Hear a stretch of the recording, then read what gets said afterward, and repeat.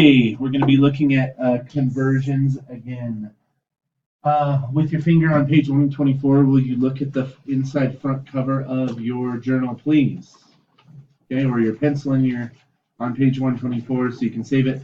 Look at that inside front cover of your journal, please. Once again, will you put your pencil in and let's look at that inside front cover of your journal, please. What I really love about this journal is there are just inherent built-in resources. You can see about midway down of that inside front cover, there are several conversions which can be helpful to you. We've learned, so there's two types of measurements, okay? There's metric and there is U.S. traditional. Yep, metric, yeah, U.S. traditional imperial, yes. Metric is beautiful. It's all based on tens. So tens, hundreds, thousands, you can make these conversions. And as we know with our multiplication strategies, it is as simple as adding some zeros if we know the direction we need to go, or moving the decimal, okay? In the U.S. customary or U.S. imperial system, we have learned yards to feet. We've learned feet to inches. We've learned, we did a little bit of work with pounds to ounces. Well, in the metric system, we've done kilometers to meters, meters to centimeters, a little bit of centimeters to millimeters. We did last week we did liters to milliliters. And now you can see the bottom unit of mass is kilograms to grams, and that's what we'll be working on today, okay? Liters, I think we can understand that centimeters, meters, millimeters are all units of measurement, like length, right? Thumbs up, thumbs sideways, thumbs down. How are you feeling about that? Okay. The measurement of capacity or volume is basically how we measure liquid. So liters is a liquid measurement, basically. And now when you're looking at grams and kilograms, it says mass. So we're thinking mass is similar to weight. So it's how you would measure yourself in weight. In the United States, so why are we doing this? We need to understand metric mass measurements, and I love that alliteration, the MMM, metric mass measurement, okay? In the United States, when you go to the doctor, generally you weigh yourself in pounds and ounces.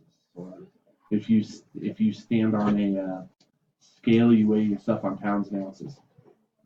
If you were to live almost anywhere else in the world, Canada, Europe, Asia, most of Africa, you would weigh yourself in kilograms and grams, okay?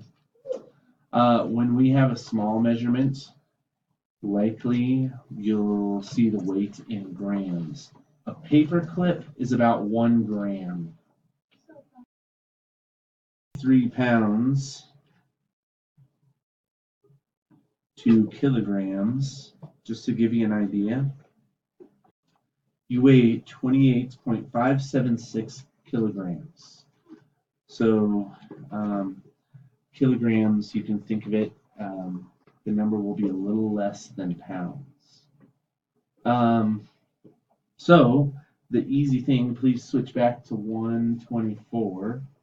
Right at the top of page 124, there is a conversion chart.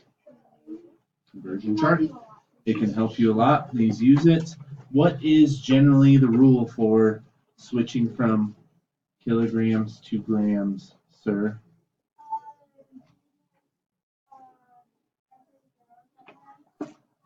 One kilogram equals 1,000 grams.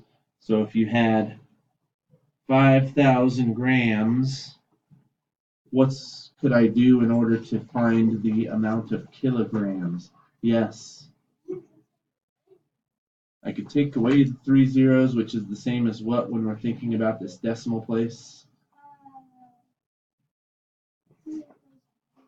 So moving that that place value over 3 times. So you can say that 5,000 grams equals 5,000 kilograms. The reason I still like to teach moving that place value the way it is because let's say you have 5,300 grams, right? And you can't just take away 3 zeros in this case, right? What you have to do is move that decimal 3 times, and 5,300 grams equals what in kilograms? 5.3 kilograms. We've done this exercise several times. Just understand that between grams and kilograms, we're thinking 3 place values one way or the other. Thumbs up, thumbs sideways, thumbs down. How you feeling about this exercise?